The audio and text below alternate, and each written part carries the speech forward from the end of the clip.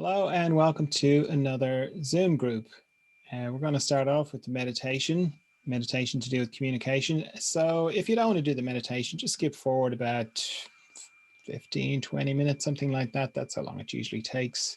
You're very welcome to do the meditation. It's great. But yeah, if you don't want to do it, skip forward to the 15, 20 minutes, probably 20 minutes. So before we start, just take a little snapshot of where you're at in the room that you're in or the place that you're at, what's in front of you. Because as I say, it's part of the focus of the meditation is communication. So the one dimension of the communication is what you're experiencing right now. You've got a little screen in front of you, either on a laptop or a tablet or a phone, and my little head is bubbling away there and my voice is talking. And that's the communication. You've got the room that you're in, the screen, the voice, and that's it. It's just you and this other stuff, you and this technological stuff, this Zoom stuff, this metal and plastic stuff. So that's one aspect of communication. So we're going to add a couple of, not add, but sort of highlight other aspects of that communication that's going on. So with meditation, when I start to meditate myself, normally I don't like to get into a special meditative position. Like you'll see that a lot in meditation classes. They'll say, oh, sit up straight, uncross your arms, uncross your legs, make sure your spine and all this is a certain way. I don't like to do that. Not because I don't like sitting up straight or anything like that, but I miss the opportunity to see how I am on the inside. So when I start to meditate, I just close my eyes straight away, and immediately it's like that game that I used to play as kids where you'd sort of freeze. It's a little bit like that. It's not like I'm freezing, but I'm sort of seeing where I'm at, because as soon as I do that, I immediately become aware of parts of my body that I thought were comfortable, but are telling me that they're not that comfortable. So when I do the meditation on the daily meditations, which are, I always kind of gear them towards people who are brand new to meditation. When I talk about what I do, I talk about scanning my body from my head down to my feet and back up again. And if you're new to meditation, then that's a great thing to do. And you need to do that for a while. Months, maybe a year or two, just getting used to that, because if you're not used to doing that, it can take a while to really begin to feel the sensation in your body, to really feel what's going on. So if you've been meditating for a while, as I have, I don't do that anymore. I just close my eyes and my body starts talking to me, and it'll tell me whatever part is most tight or uncomfortable will let me know. So I'll just highlight a couple of areas that are common places that tension can build up or that can become tight, and that are hard to feel the sensation in unless they're easily overlooked. That's probably a better way of saying it. So the shoulders are a good place to start. And normally you can breathe away tension. Like when I come across tension, I can just breathe it away with my out breath. And then sometimes that doesn't really feel like it gets anywhere. So shoulders are a good area where you can do this thing where you can tighten it up a little bit more and then drop it. And then that kind of just helps get rid of any tension that you might have there. And very quickly, from putting my attention on my shoulders and letting go of tension there, it naturally flows into my spine. And I kind of go, yeah, there's a certain amount of tension I can let go of in my shoulders, but then the way my spine is just making it worse. So my spine starts talking to me. It says, yeah, I need to change, okay? So what I found the most helpful way of getting my spine into a very natural, easy position is to lift my heart up to the sky. When I think about that, my spine just automatically, my chest just comes up, my shoulders drop back, my head finds a very natural position. And then because of all that, my lumbar curve, flattens out, my pelvic girdle tilts a bit forward, everything just goes right. And I've only come across this, in the last couple of months. And I tried all sorts of different ways before that of getting my spine in a comfortable, natural position, because you can force your spine to be erect. If somebody says sit up straight, you can just sit up straight. You can force it, but that's different to it being natural. Like your spine is supposed to have four curves in it. You've got one in your neck, then your shoulders go the other way, the curve goes the other way, then it sweeps back in again for in your lumbar spine, small of your back, and then it curves back out again towards the back of your pelvis and down to your sacrum.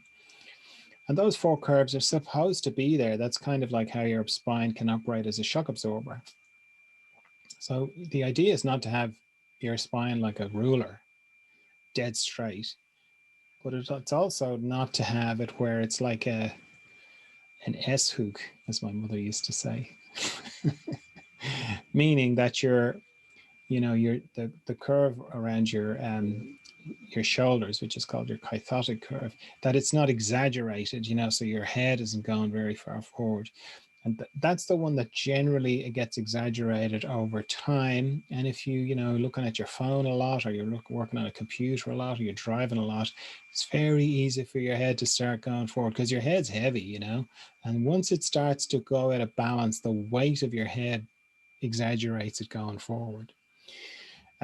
So I find this lifting my heart up to the sky, or you could say heaven, if you like to think about heaven being up there, is this idea of lifting my heart up just puts everything in the right place.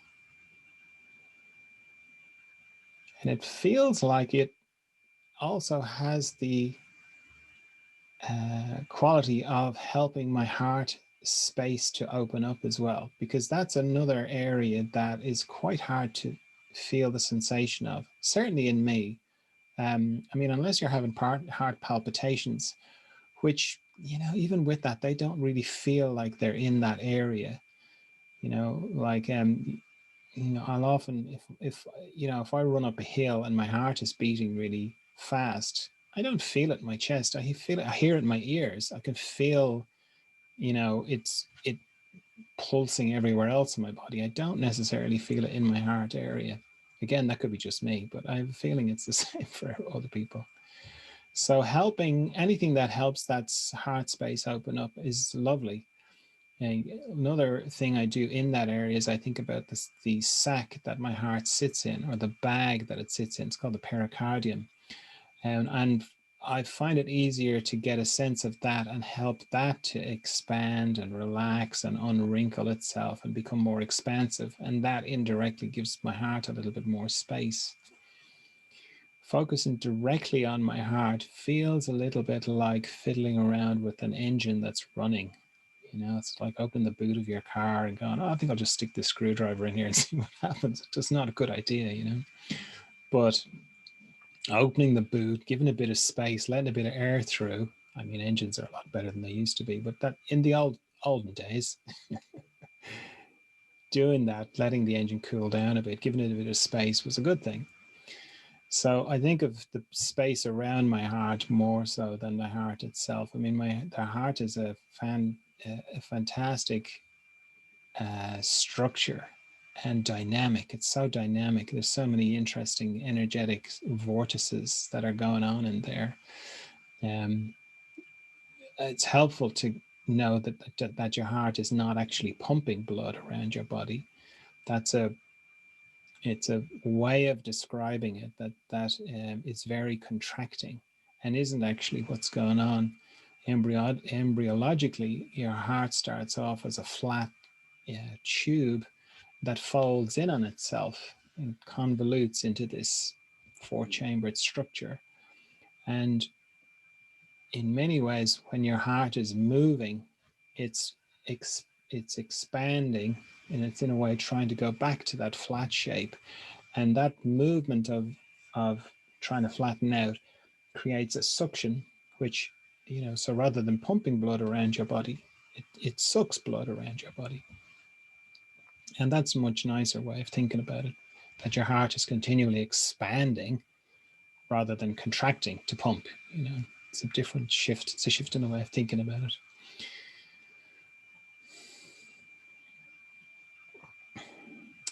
So there are other areas that you can look at, and you can spend a lot of time in meditation, just becoming more conscious of the different sensations in your body, because all the different parts of you feel differently. They all have a different quality. The sensation in them has a different quality, vitality, and they can all add up to a very lovely appreciation of the vitality in your body, the life. You know, it's easiest to feel it in your fingers and your hands, the front of your hands. So if you just put your attention into the front of your hands now, and your hands generally, but particularly fingertips, palms of your hands, you can feel that subtle tingling just under the surface of your skin, which is life. You know, that's your life force, if you like. And it's something that's so familiar that it's easy to not notice it for what it is, which is your life force. That's the feeling of life. You know, that's you coming up into the glove puppet. It's like you put your hands into these gloves that are your hands, if you like.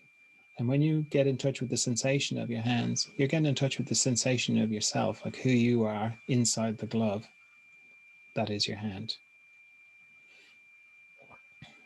So if you can just take a little snapshot mentally of what the sensation in your hands feel like.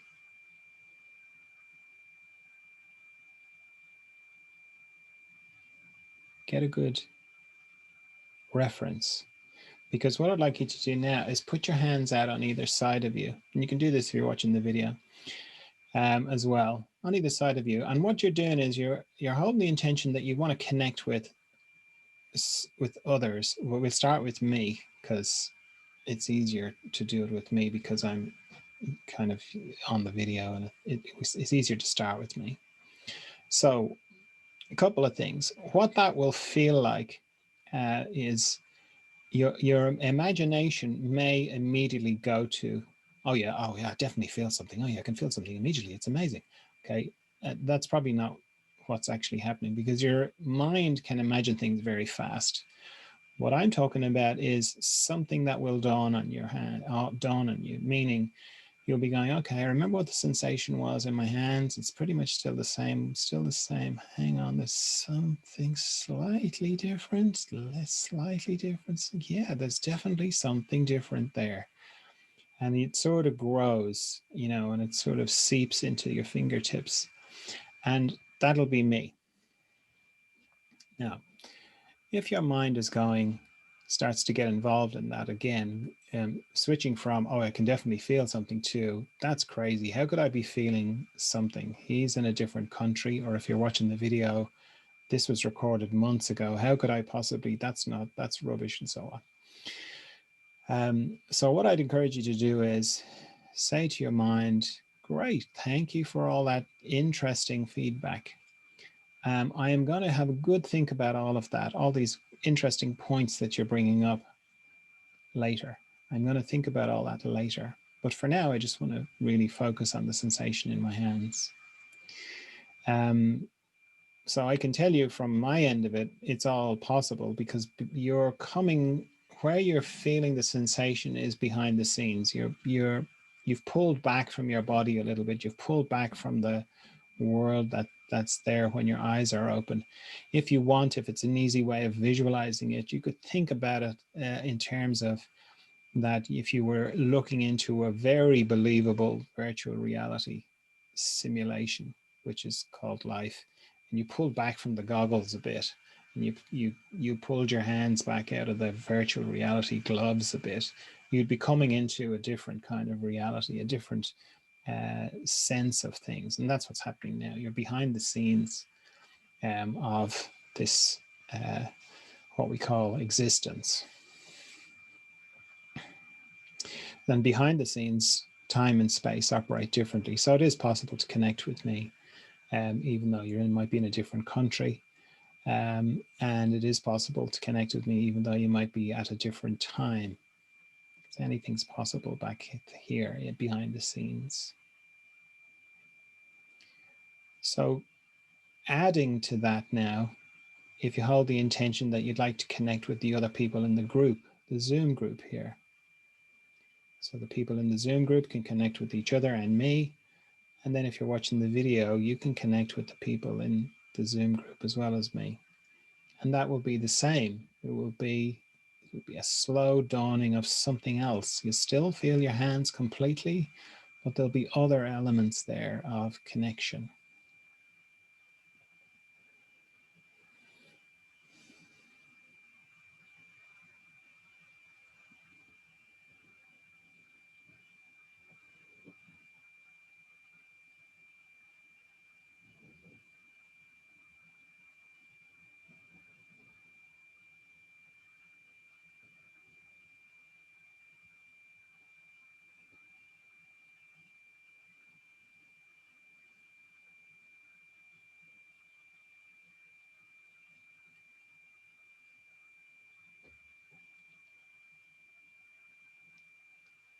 Similarly, if you're watching the video, you can connect with all the people who are going to watch the video after you. And if you're in the Zoom group, you can connect with all the people who are going to watch the video. And if you're watching the video, you can connect with all the people who watched the video before you. Same way, time and space operate differently here. You can have a good think about it all later, but for now, just be with the sensation. And any sensation that you feel that feels a little bit different to what you were feeling when your hands were you were just focused on the sensation in your own hands, that'll be a bonus, that'll be a gift. And if you've done this meditation with me a few times, it doesn't have to stay limited to your hands. You can feel it in your whole body connection.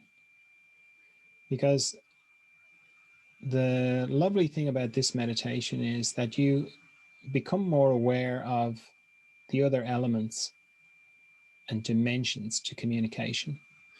So when we started off, I was drawing your attention to one aspect of the communication, which was you in your room with your device. That's all still going on. If you opened your eyes now, it'd all still be there. It's all still going on. But now you're aware of the richness and depth that is available as well. Because if you've ever heard anybody talking about a profound realization of connection, they generally describe it in terms of, I realized that we were all one. I looked into the eyes of the old lady and I realized there was no difference between the old lady and me, that we were one. Or I looked at a tree and I realized that the tree and I were one. Or I looked at a sheep and I realized that the sheep and I were one, and so on. And it's always very moving when you hear somebody talking like that, because it resonates. Some part of us knows that. The thing is, though, that when somebody is saying that, they don't physically merge with the old lady or the sheep or the tree. It's not like they blend. Where they are talking about that knowledge of connection is where you are right now, behind the scenes. That's where they know. That's where it happens. So that's available to you right now. And you now can sort of go, oh, okay, there's a lot more to communication. So whether it's talking to your neighbor or the postman or woman or the person you meet on the street, this can be happening as well at the same time, just like it's happening now. As I said, if you opened your eyes, your laptop or your phone in the room, that'd all still be there. but now you're kind of aware of this other dimension to the communication. So the nice thing is you're never alone. You're never, there's always friendly energies that you can connect to behind the scenes, which is nice to know when everybody is in varying degrees of lockdown and isolation, to know that you are never really alone if you are aware of these other dimensions. So we're going to start to come away from the meditation now. And just like I like to just close my eyes in meditation, there's an opportunity at the end of meditation to how you come out of it is it can be quite helpful as well. So if you're new to meditation, often you'll have a feeling of that there's a certain amount of traveling goes on, meaning you can feel like you've descended. There can be a feeling of dropping. It can be a feeling of like you went somewhere. You went into a very deep part of yourself, that you traveled somewhere. And that's fine. There's nothing wrong with that. It's generally something that happens when you're starting out in meditation. And if that is the case, it's important to come back before you open your eyes from wherever it is, to not just pop your eyes open. That can be quite disorienting. So if that's the way it is for you, then take your time before you open your eyes. Let yourself come back. If you've been meditating for a while, 6 months to a year, and you've got a regular meditation practice and you're used to it, then you can begin to take advantage of the effect of cumulative meditation, or the cumulative effect of meditation. Because what can happen is your familiarity with that inner space means that you can have a strong sense of connection with that inner space all the time. Because really, in my experience, we don't go anywhere. We just become aware of what's going on. So you can have what you would have described as, really deep connection and deeply still, and still have your eyes open and still be having a conversation. That's certainly my experience, and that's how it is for me most of the time. And even if I get distracted or if I get caught up in something, it's very easy for me to just reconnect. I don't have to go anywhere. There's no sense of travel. So a way of getting closer to that is you can use the end of the meditation to begin to get a sense of that. And how you do that is you just open your eyes, and with the intention of holding the inner space and the outer space at the same time. When you do this, when you start to do this, as soon as you open your eyes, it's almost like you're being sucked out of your eyeballs into the existence. And you can feel you've completely lost touch with the inner space, which is fine. It's very natural, understandable. So you can use your eyes like a valve. If you open your eyes and you go, oh, completely lost it now. I don't know. I have no connection with the inner space. Then you can just close your eyes again. Oh, there it is. Yeah. And then you can open them again. Yeah, still hold it. Now I lost it. And you can, use your eyes like a valve. So I'll leave that with you to whichever way you want to do that. So hello again. If you've jumped forward in the video to this part, we finished the meditation. It was brilliant. It was fantastic. You should definitely go back and watch it. Or if you listen to the podcast, go to the YouTube and watch the meditation. It's brilliant. Okay, so as I say at the beginning of all these Zoom groups, the time of the guru is over. The time of the spiritual master is over. The time of the spiritual teacher is over. It's really important to say that, to hear it, to let it in, so that you can really take responsibility for your own consciousness, your own growth in consciousness. I've lots of experience. I've had loads of insights, and I've, you know, spent my life really focused on this sort of stuff. But I'm not teaching, and there's no teaching going on here. There's no, here's the truth and I'm going to tell you all about it. That's not going on here at all. What's going on here is what I certainly perceive as what's happening is consciousness just generally has reached a point where the time of the guru is over. Everyone's got to paddle their own boat now.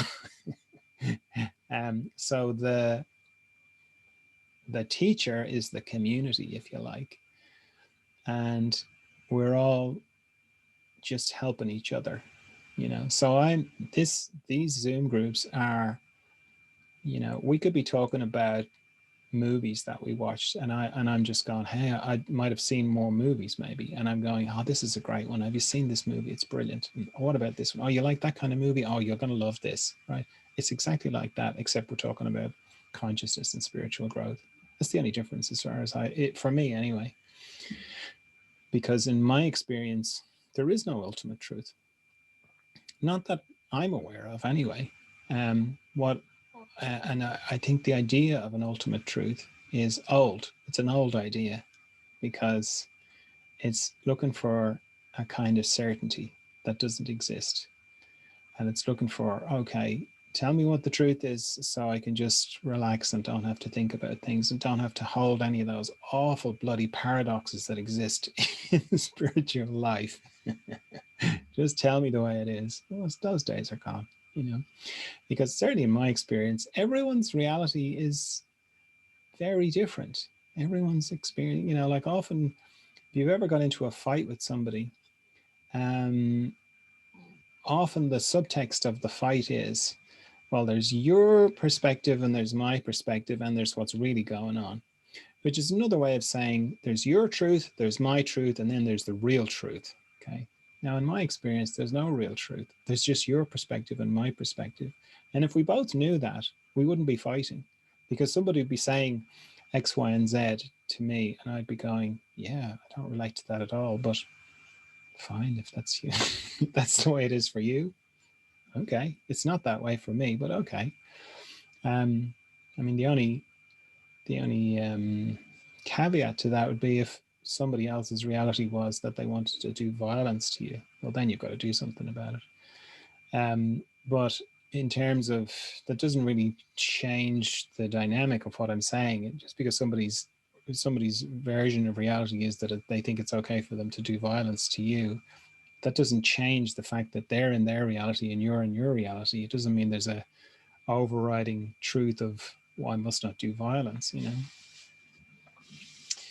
So yeah, it's important to say that, I think, and that's why I say it at the beginning of all these Zoom groups, that this is more of a friendly sharing and interchange than anything else. And it is a bit like a travel, you know, it's like you're talking to somebody who's been somewhere that you're thinking of going, and they go, oh yeah, don't stop at that place, stop at this other place, the food's a lot better, the beds are softer, and I took this shortcut and it makes the journey a lot simpler. It's just exactly like that, you know. Okay, so I like to talk about the sort of things that the group is interested in or is dealing with. So does anybody have any questions or anything they want to share or any reflections or anything like that?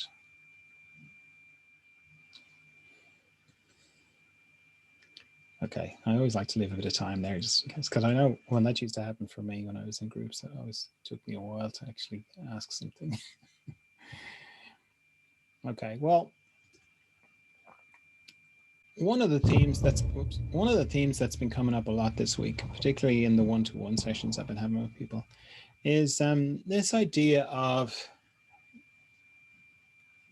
transitioning from what felt like a curse, transitioning from that perspective to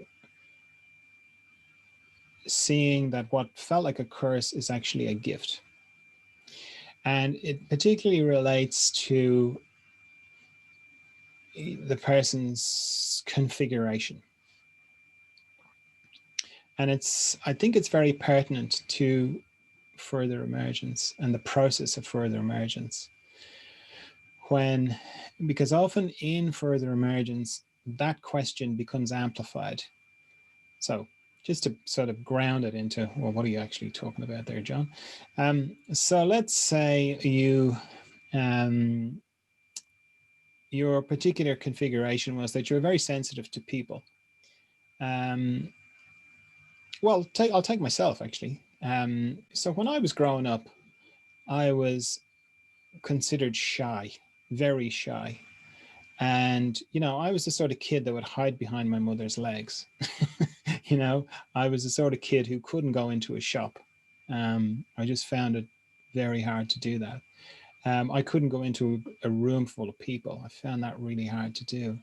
And I was the fifth child.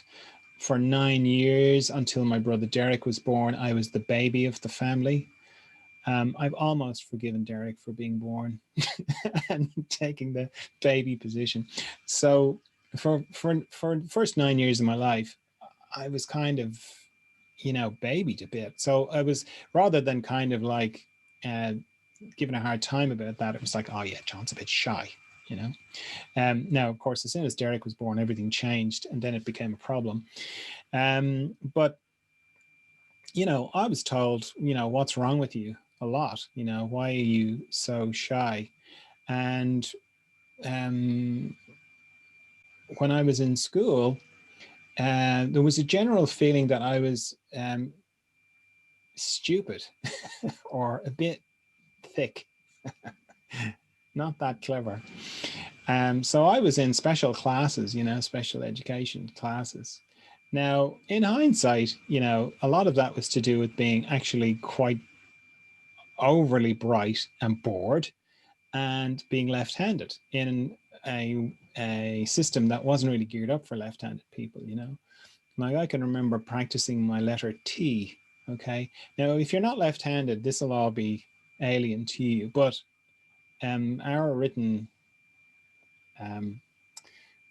handwriting, is totally geared up for right-handed people.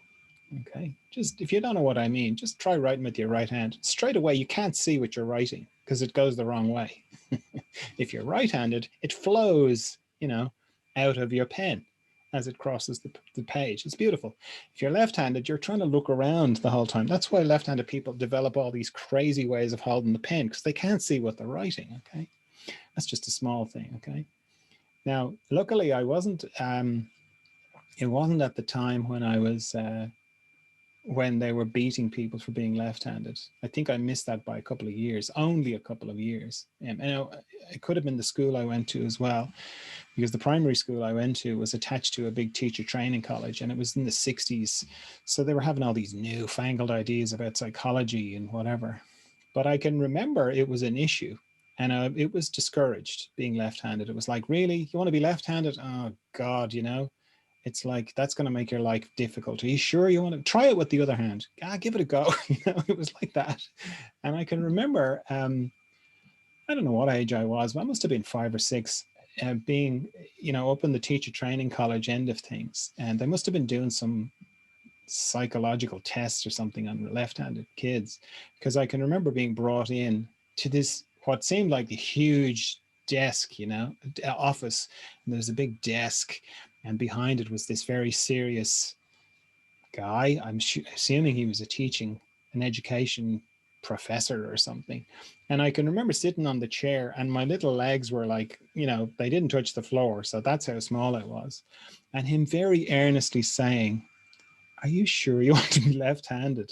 And I think about it now, it's ridiculous, but are you sure you want to, and it was so odd, like some part of me knew this is crazy, okay, but I'm only 5 or whatever, so I'm just like, yeah, I want to be left-handed, Are you sure? You really like using that? I can't remember the questions he asked, but that was the vibe, are you sure?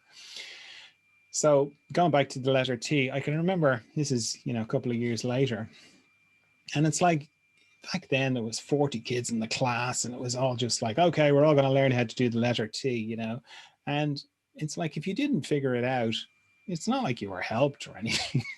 So I can remember, doing this thing where you do the letter T, letter T, letter T, like practice.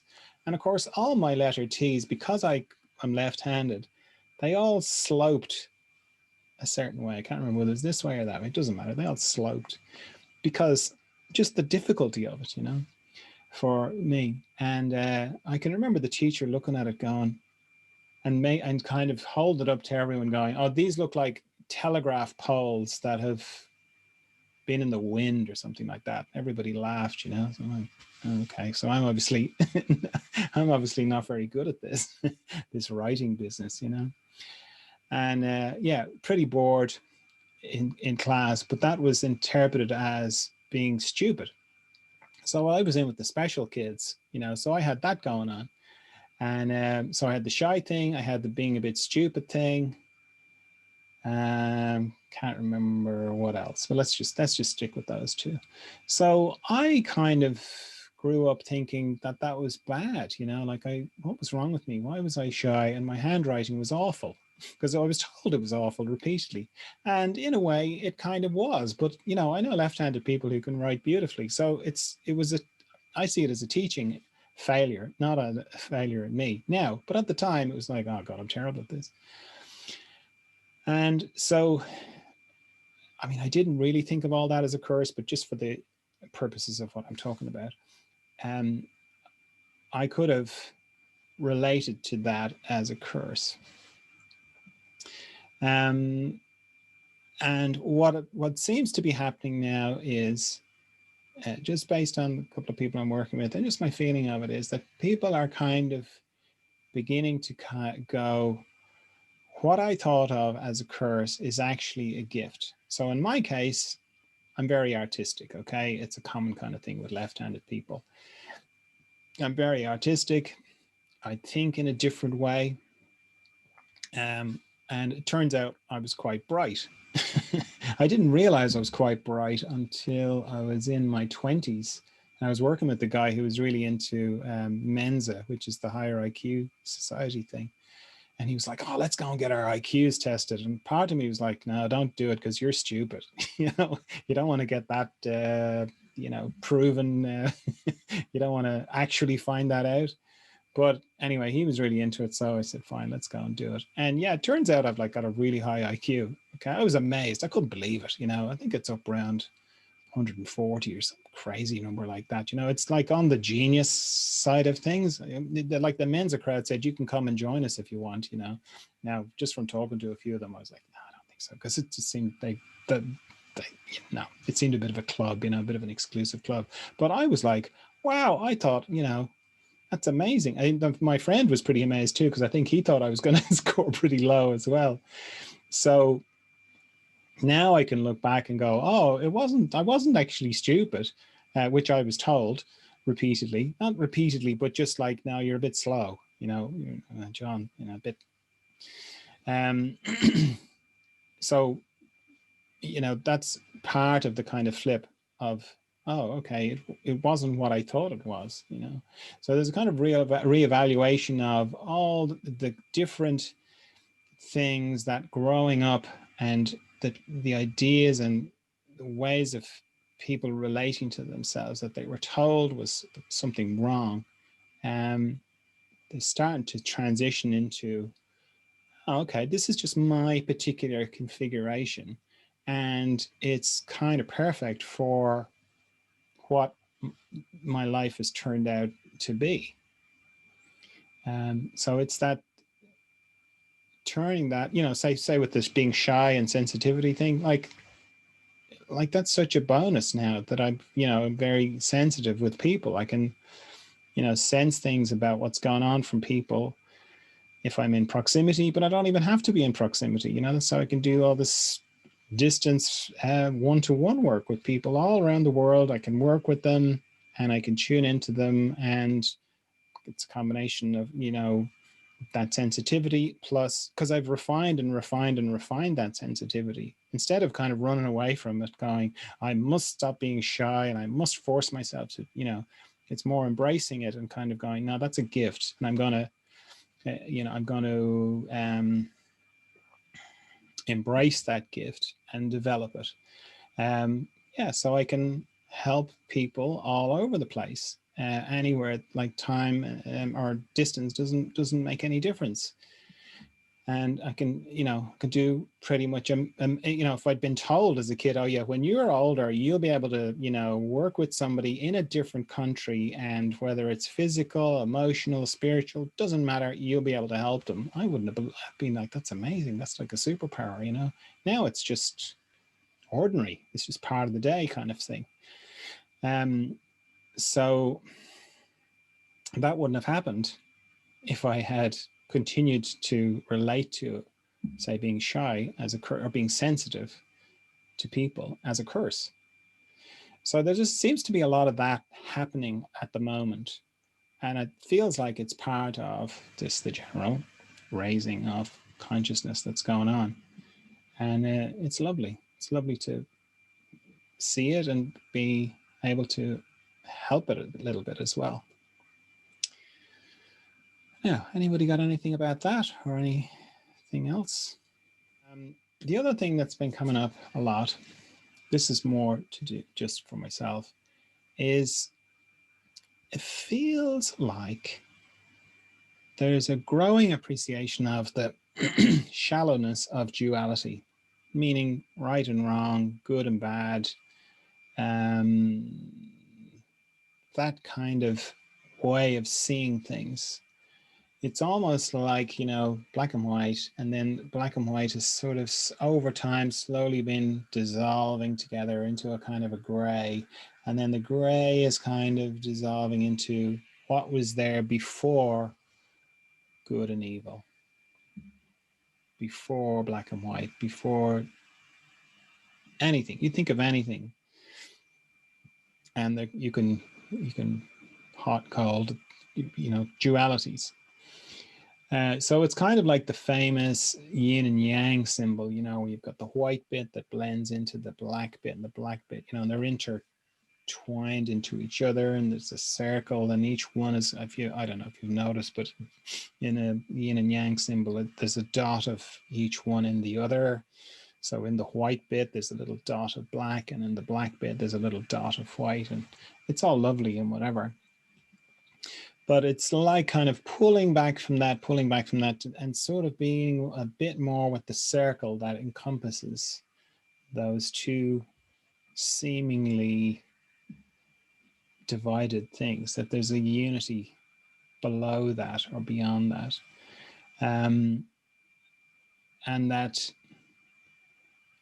how that translates personally is, if you're thinking about, if you notice duality, if I notice duality inside me, it's a kind of indication of the level that I'm kind of thinking about things, or the space that I'm at on the inside as I relate to things, and that there's always a space, another space to go below it or deeper than it, to drop down. And it's kind of, and I'm indirectly talking about the mystery here, because in the mystery there's no duality as far as I can see. In fact, one of the ways I know I've kind of popped out of it is if I'm thinking in terms of duality, that, or hearing my inner monologue, my inner voice going, oh yeah, I'm really deep now.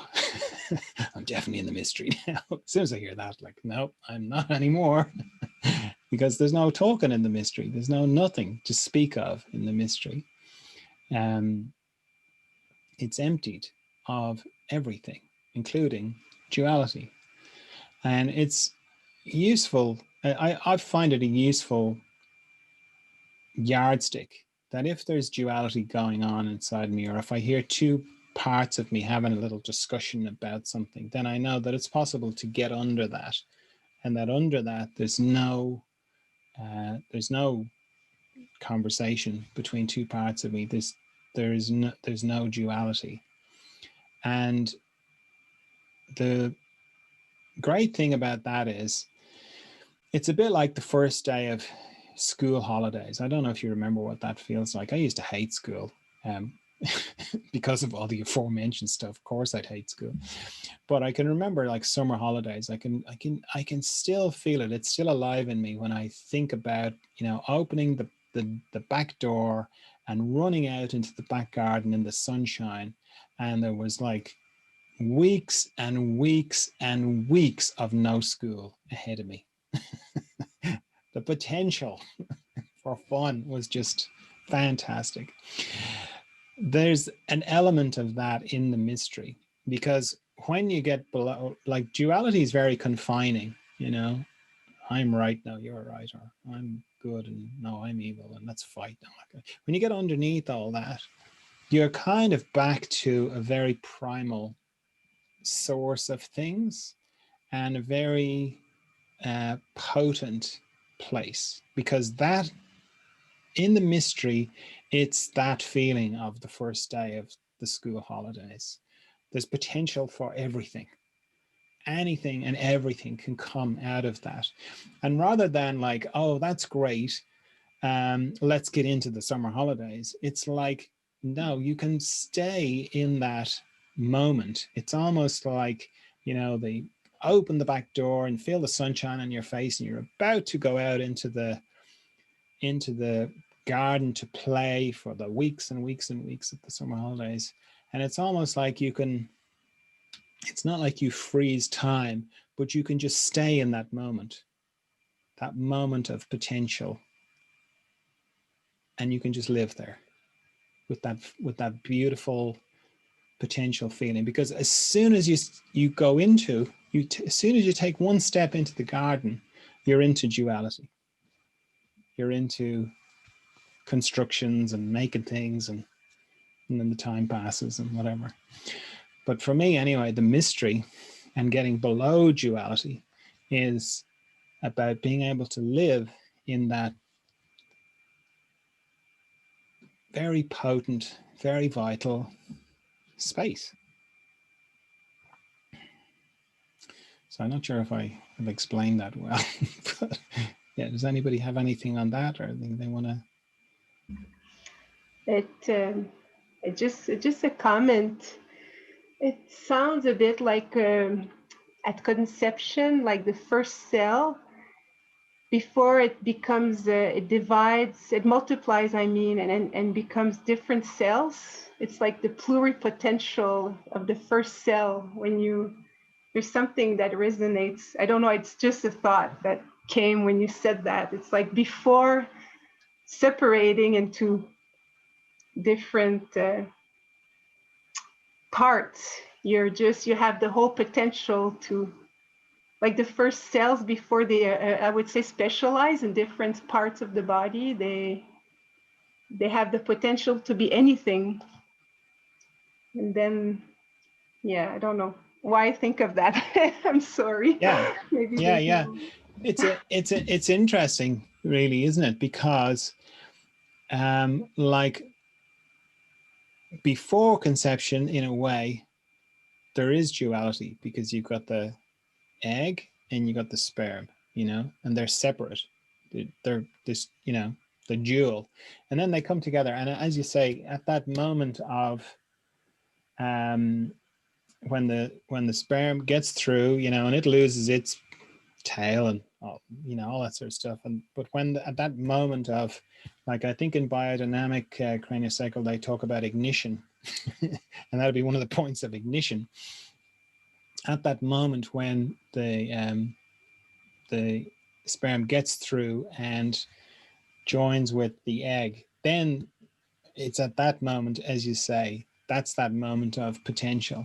And that lasts for a while, because I can't remember how many divisions. I'm going to say 36, probably wrong there. I'm sure someone will correct me. But, you know, meaning that the cell, you know, once that happens, when the cell divides, then you have two of the very same thing, same cell, it's exactly the same. And then those two divide into four, but they're all the same. As you say, they haven't differentiated into anything. And then 4 become 8, and 8 becomes 16, 16 become 32.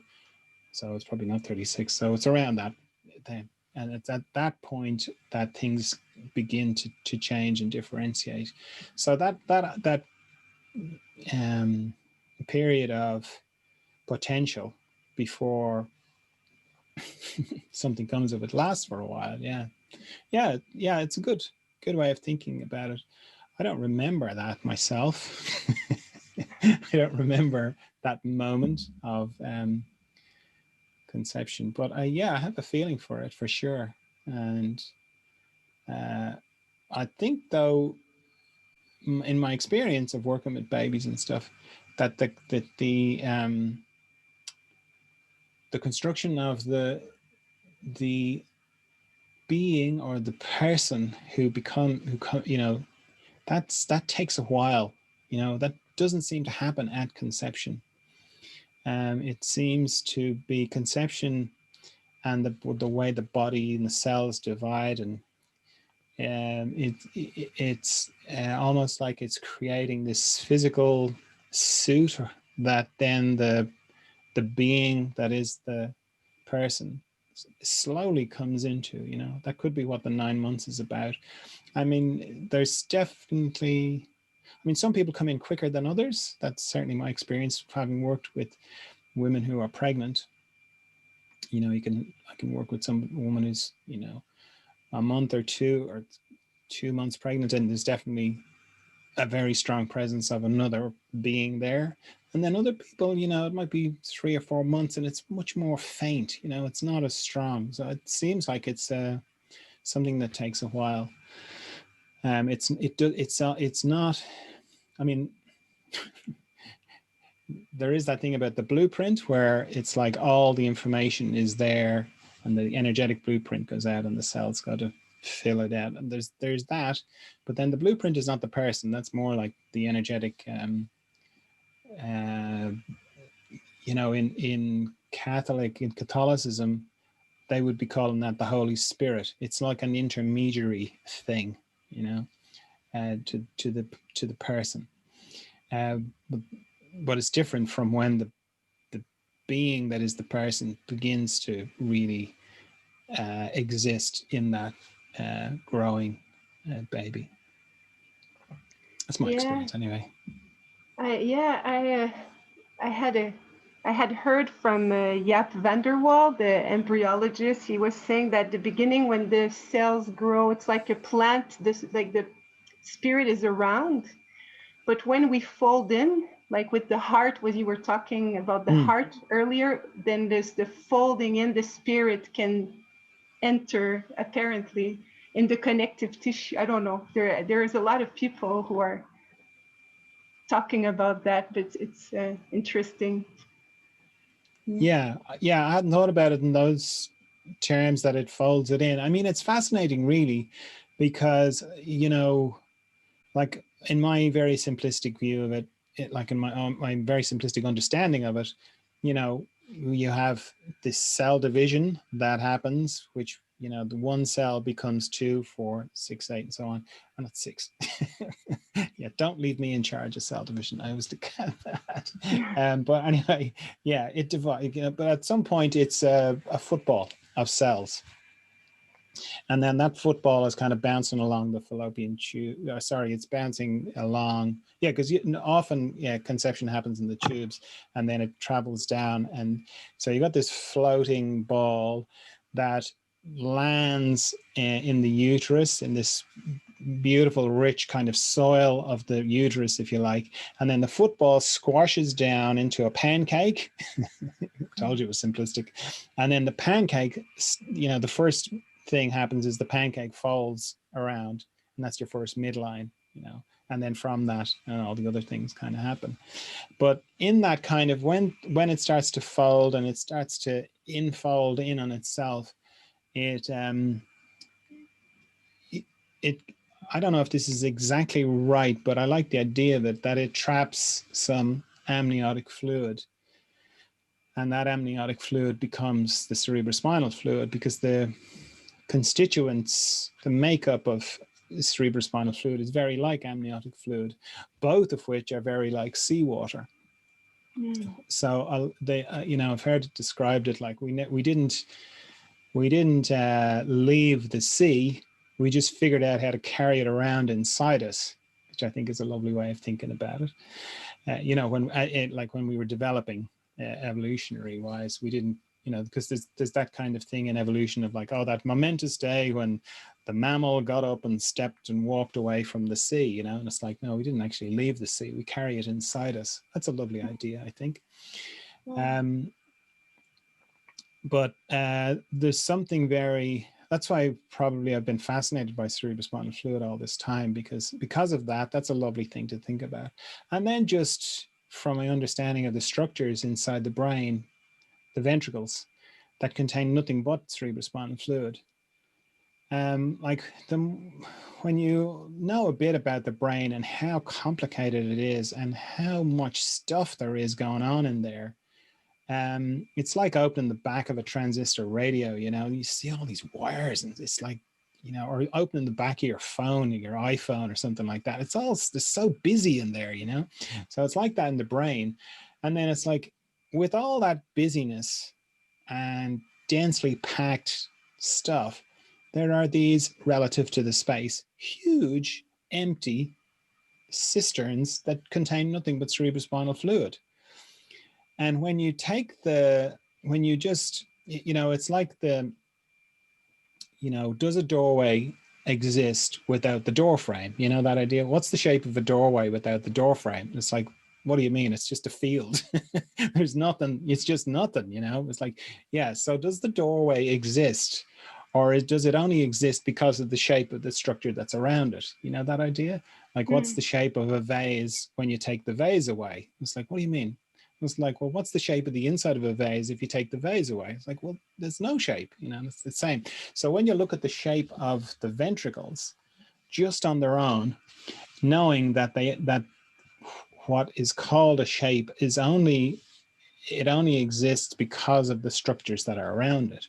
But either way, that shape is wild. You know, I mean, it looks alien to me, because you've got these two big lateral ventricles. And then they, you know, I mean, it looks very like the, you know, the Star Trek ship, you know, it joins to this central third ventricle, which goes down to the fourth ventricle. And then you've got this, you know, almost like a tail that goes through the center of the spinal cord. Wild, you know, and what's that for? You know, well, it's just got cerebrospinal fluid in it. You know, it's like, doesn't that, you know, mean that stuff is kind of important, you know? And I think it's one of the Indian traditions. I think it's Hindus. They call cerebrospinal fluid Amrit, which is like the nectar of the gods. I like that as well, you know? So yeah, it's amazing, like how all that with embryology and the development and infolding, and, you know, I think cerebrospinal fluid has a lot to do with it. That whole thing, you know. Yeah. Wow. Yeah, it's amazing. We carry it all in our heads and don't even think about it. You know, and say with the, you know, the way, the position of the pituitary gland and the pineal gland as well. You know, the pituitary is at the front of the third ventricle and the pineal is at the back, you know, and it's like they kind of talk to each other through the cerebrospinal fluid through the third ventricle. Crazy beautiful. Yeah. Oh, okay. Gone off on a little bit of a love story with the cerebrospinal fluid. Yeah. You weren't really asking a question, were you? We were just talking about how brilliant all that is.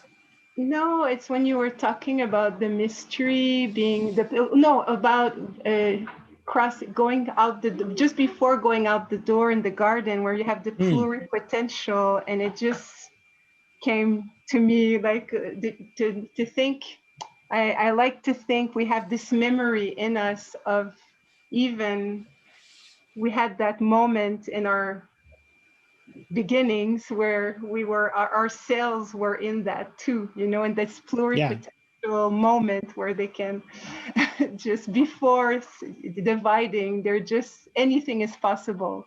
It just brought me back to that, and then from that all this beautiful information came up. Thank you. Actually, it's very interesting. Yeah, it's great, isn't it? It's lovely. Yeah, and I suppose it's a good way of like um, often working with people who had cancer, it often felt to me like they're like on a deeper level, somewhere inside them, it was like, no, I am so far away from my question that there's no point. So I'm basically pulling the plug on this life. I'll pick it up again another time or something like that. And the mechanism for that was there's, because what happens with cancer is your body slowly transitions from complex cells to one type of cell, cancer cell, which is like a return to the beginning. It's almost like the that's what I was saying about the different layers of, like, the blueprint isn't the person, it's the executive of the person, if you know what I mean, or the executive of the being or the soul or whatever way you want to describe that part of the person. The blueprint is the executive of that. That's why I was saying about the Holy Spirit, because that's very much the way it's described in Catholicism. It's not like God, but it's nearly God. The Holy Spirit.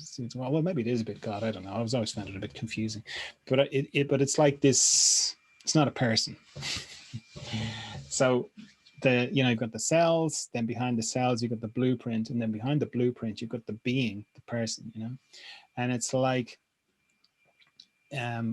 it often seemed to me like cancer was a way of returning back to the simplicity of when there was just one type of cell. I don't know if that makes sense, but that's the way it feels. It's almost like it's a mechanism that's activated. It's almost like a self-destruct mechanism, but it's rather than a destructive mechanism, it's a return to simplicity mechanism. So it's it's got a beauty to it, and I don't mean to be insensitive to anybody who's knows anybody who's had. I've had family members die of cancer, so I know how awful it is. I'm not talking about it from that end, with the human pain and suffering end of it. That's awful, of course, but just from working with people and having my hands on them and feeling what's happening in their body, it every person. It's not just, oh, it was that one person who felt like that. Every person, doesn't matter where they are in the cancer progression, whether it's thinking about cancer, because like from working with people as well, we kind of go in and out of cancer. We've all got precancerous cells going in and out all the time, and it's like again, this is all just based on my experience. It's not a case of like, oh, I've got cancer. It's like, no, I'm very serious about cancer. That's, it's that difference. It's like that idea of, I want to return to the simplicity, or I've kind of flipped the, not self-destruct. That's not a good way of, like, but it's like I'm finished with this life, or I'm seriously thinking about being finished with this life. I've flicked that mechanism on, so my body is now starting to turn back into a singular celled organism. It's just way bigger, but all the cells are going towards being just one type of cell, which is a cancer cell. Yeah, but as I say, I don't mean to be insensitive to anybody who's dealing with that, or put it on you, or make you feel responsible, or anything like that. It's more just an observation of what I felt like it with when I've had my hands on people like that. Anybody got anything else? Somebody's saying interesting perspective. Yeah. Well, again, all those kind of things, it's not like I made them up. I mean, you could say I made them up, but it came from, just observation, just from having my hands on people and feeling what that feels like. And yeah, that was been the, across all the different people I worked with who had varying stages of cancer, it all had the same quality of returning to simplicity. And whether somebody got better or didn't, it didn't really affect that part of it, because that part of it was just like the mechanism. It's like some part of their blueprint they just activated. Oh yeah, I want to just return everything to simplicity. the reasons why and how it related to their question and whether they got better or not and all that, that was very much to do with the being and the person and themselves and what they were working out, and the very deep and personal reasons why things happen, you know. And it very much feeds into that thing of things are either all random or they're not. You know, I choose to look at things that they're not random, that everything is significant. But if you look at it from the perspective that everything is just random, then it's just another disease. It's just another thing that can be beaten into submission and overcome and dominated and cured. And that's fine. There's nothing wrong with that at all. Someone saying beautiful. Thank you. Great. Thanks. Okay. Well, if there's nothing else, nobody's got anything else, we'll wrap it up for the night there. So thanks for coming to Zoom group, and see you next week for some more further Emergence Zoom group fun.